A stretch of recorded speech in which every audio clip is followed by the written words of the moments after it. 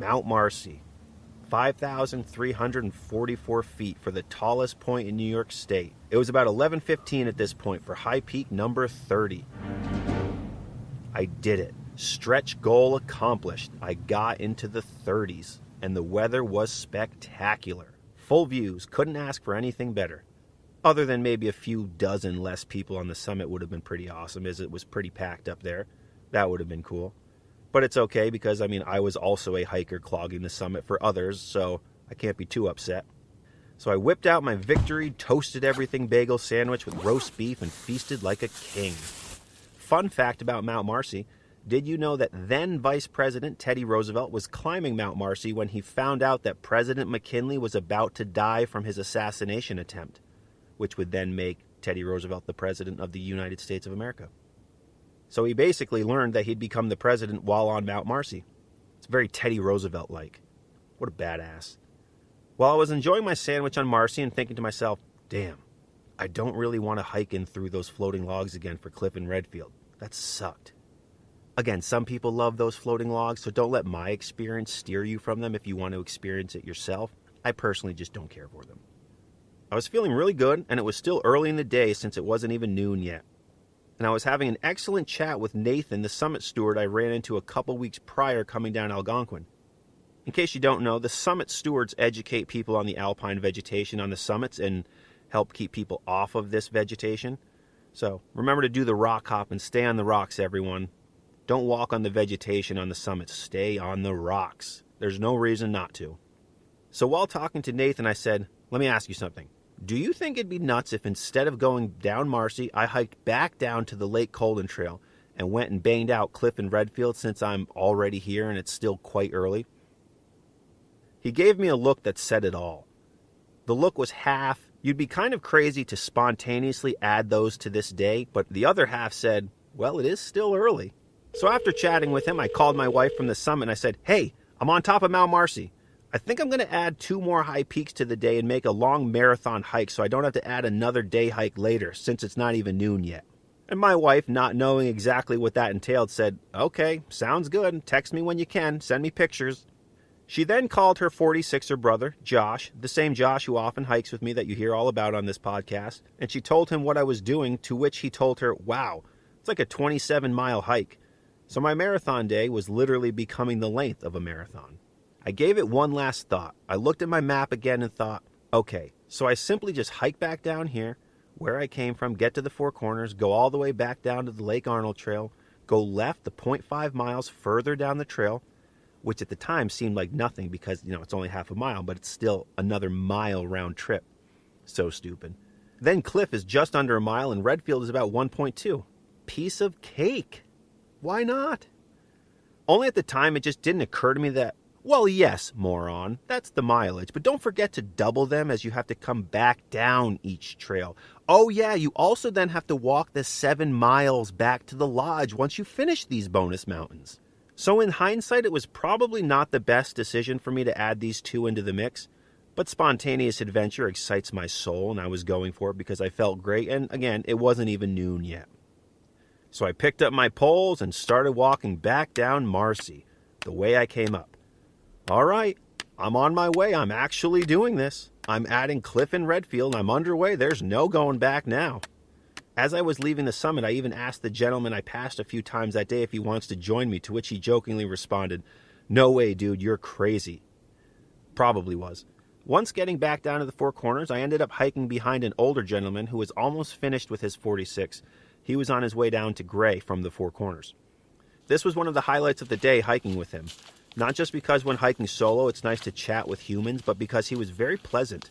He had hiked all 48 of the White Mountains in New Hampshire, and he had 3 more high peaks to finish. And it was truly awesome chatting with him for 10 to 15 minutes as we both hiked together. He complimented me on my grit for adding these mountains to the day and assured me, yeah, you'll be fine, which was the mentality I had as well, so it was rather reassuring that I wasn't making a terrible mistake here. Soon we hit the split for Gray and we said our goodbyes, and I carried on down the Marcy Trail. Shortly after this, I passed a familiar face. It was one of the Lake George guys, as I referred to them in my head, that I met on Colvin a couple weeks ago. We both recognized each other and chatted for a minute. It's the first time I've ever had a second run-in with someone on a trail. Very cool. We chatted and ended up forming a friendship after seeing each other on social media, and eventually even hiked the Seward Range together. His name is Eli. A friendship formed on the trail. He also thought I was nuts for adding these 2 mountains to the day, but, I was doing it. There was no going back now. So I continued down the trail and was even passed by a group that I had passed earlier. They caught back up. I don't know why, but I'm just a slow hiker on the descents. I don't know why. I eventually came down to the Lake Arnold Trail and I took the left, and round 2 of the day was truly underway. Cliff and Redfield, I'm coming for you. The trail over to the Cliff and Redfield herd paths along the Lake Arnold Trail is a flat woods trail, a little muddy, some rock hopping, but I made good time of it because I was determined and I desperately wanted to get to these trails and officially start hiking up. I was deciding throughout this part of the hike which mountain I wanted to tackle first. Cliff was shorter mileage, but the gentleman I had hiked down to Gray with said he remembered Cliff being the harder of the 2, but he wasn't positive. With that in mind, I felt like I wanted to get the longer mileage hike out of the way first, and I chose to do Redfield, which was the correct choice. Save the harder one for the end when that's all there is left to do. So I made it to the Cliff and Redfield herd paths. They're marked by a good-sized cairn, and left goes up Redfield and right goes up Cliff. So I immediately started the 1.2-mile trip up Redfield. This herd path trail runs along and in a river for the first half of the trail before getting away from the drainage. It's actually a fun stretch of trail going in and out of the woods, climbing on boulders, in the river as you go up. It was very enjoyable and one of the better unmaintained trails. This river in particular is also a good size compared to the many that run along the Adirondack mountain trails. It was a very wide river. The water was flowing fast today too. And if you're worried about following the trail while it's in the river, don't be. It's very obvious due to all the scratches on the rocks from micro spikes and trekking poles, along with plenty of cairns to follow.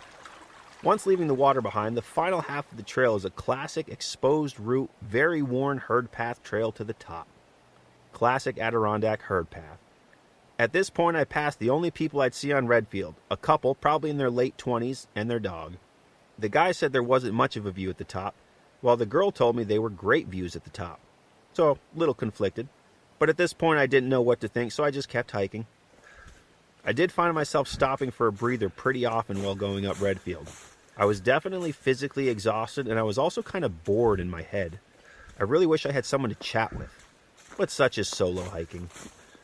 Due to this stopping more than usual, it took me longer than I anticipated to make it to the summit, but I made it up to the wooden Redfield summit sign at 2:30 p.m., almost 3 hours from leaving the summit of Marcy. Redfield stands 4,606 feet and has a mostly wooded summit with some views if you're tall enough to see over the trees. It took about an hour and 15 minutes up, so I was definitely not a speed demon up this mountain. Not the type of summit to sit and eat a sandwich for that long, but not terrible. Now it was time to boogie on down the trail and get over to Cliff. Once I made it back to the stream, I had a new experience. My very first time drinking river water. I had run out of water. My 5 liters of water for the day was gone. Fortunately, a few days before this hike, I had purchased a small, low-profile water pump from EMS. It was $50, and my wife wasn't thrilled about me spending money, but I told her, if there's a time on the trail I need to pump water, I'll much rather have this pump in my backpack than an extra $50 in our bank account. And thank God I had it. So I filled up my 2 Sig water bottles and a portion of my 3-liter bladder, and I carried on. I also popped a couple Noon tablets into the Sigs for electrolytes. I highly recommend having these in your backpack because water alone when you're dehydrated won't fix you. You can get them cheap on Amazon. Noon tablets, N-U-U-N. The trail at this point along the water definitely felt like it was taking an eternity to get back down, and then I remember just suddenly, boom, I was back there at the trailhead. Out of nowhere, I was there, back at the big cairn, and that was a very pleasant surprise. It gave me a little pep in my step. Okay, Marcy, Skylight, Gray, and Redfield, done. Time to bag this final peak of the day, Cliff. I'm coming for you, Cliff. And let me start off by saying I listed Cliff as my least favorite peak on my 46er registration. So with that in mind, this hike didn't go too well for me. Right from the start, there's about a good 50-plus yards of pure 12-inch deep swamp mud. Don't lose your boot caliber mud. There was no way to avoid it either. No good logs in the mud to step on. A real just train wreck of a stretch of trail. At least on this day. So both of my feet went up to my shins at one point or another while traversing through this mud pit known as the Cliff Mountain Trail. Then once finally getting past this portion, the next quarter of a mile or so is still some of the muddiest trails I've experienced. Not the same depth of mud as the first 100 yards of the trail, but still way more than usual. Mind you, I'm physically and mentally exhausted at this point, and my body is definitely slowing down, so there's a good possibility that I've blown all of this way out of proportion in my head due to my circumstances. But I'm definitely not exaggerating on the level and caliber of mud on the trail. So after about a quarter mile, the trail starts to climb up literal cliffs. And that's not where the name comes from. But there's a real deal cliff climbing on this one. Just before I got to the cliffs, I accidentally scared the hell out of a group of 4 or 5 ladies out hiking who didn't expect to see me. I always clank my trekking poles together a bunch when coming up on someone on the trail to try avoiding startling them, but I must not have been loud enough and the one woman nearly jumped out of her boots. They told me multiple times to be careful hiking alone on this mountain and warned me about the climbing that was to come. And having never hiked this peak, I wasn't entirely sure of what they were talking about, but it became known as soon as I came to the cliffs.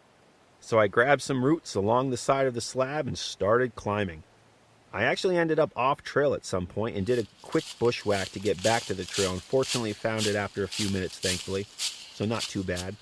And once at the top of the cliffs, I started feeling like I was at the summit. And you know when you feel like you're there and you kind of let a little steam out of your system when you think you're there? Kind of like give in a little bit, relax. Well, guess what? I was not there. I was pump-faked hard by this false summit. I could have killed someone. Being tired, super muddy, and admittedly starting to get a little cranky, I was really hoping to see that Cliff Mountain sign, but as the trail started going down, I took out my map and noticed, yep, I have to go over this ridge, into the col, and then up to the true summit. Damn.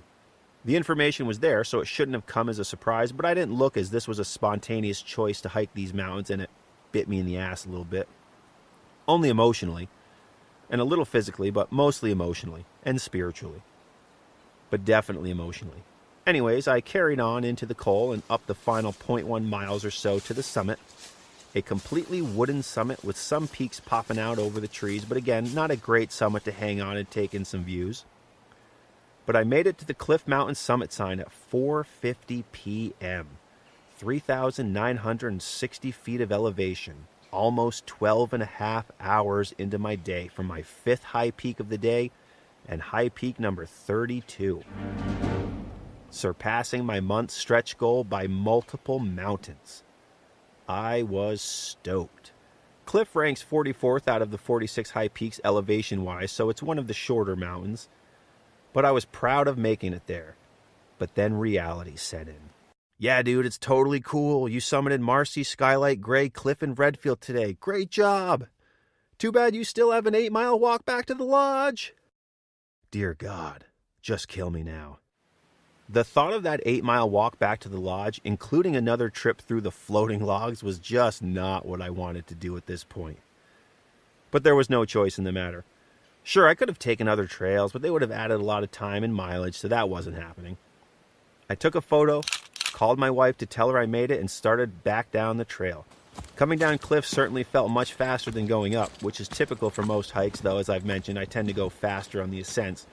But I got down off the cliff with no problem. My broken trekking pole was holding up okay, and I was moving. I passed one guy and his dog on the descent. They were going up at the moment. I told him about the cliffs and to be careful with his dog, even though dogs tend to do better than we do in those situations. I also felt like he was starting this mountain pretty late in the afternoon, but he told me he was camping near the bottom, so it wasn't really a big deal. Oh yeah, sometimes people camp out here and make the days much more reasonable instead of always being long day hikes. I should try that sometime, camping. I still never have camped, but maybe one day. I told myself once I get to the mud pit at the bottom, I was just going for it. With the same determination, focus, and rage I approach a 500-pound squat or a 600-pound deadlift with, I was just going to plow through that section of trail, mud be damned. I was just going to go for it. And I did.